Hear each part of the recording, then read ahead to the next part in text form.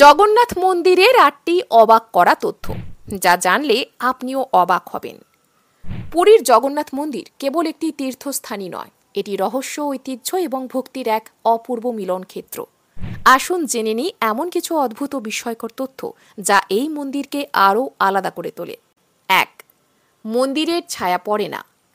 দিনের যে কোনো সময় সূর্যের আলো থাকলেও মন্দিরের মূল গম্বুজের ছায়া কখনো মাটিতে পড়ে না, এটি আজও এক রহস্য।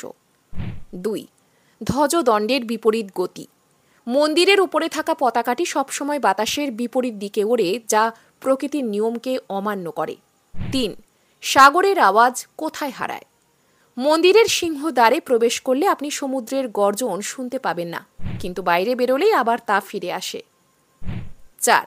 রান্নার পদ্ধতি আজও অবাক করে।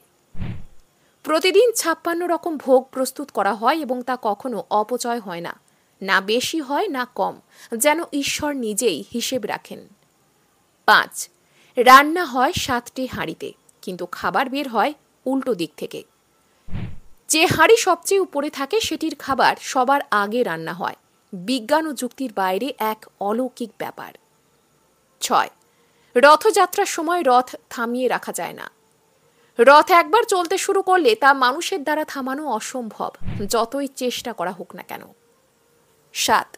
বছরে একবার মূর্তি বদল।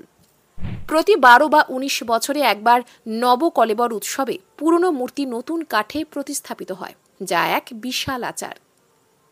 ৮. সারা পৃথিবীর একমাত্র মন্দির যেখানে বিষ্ণু, বলরাম ও সুভদ্রা একসঙ্গে পূজিত হন।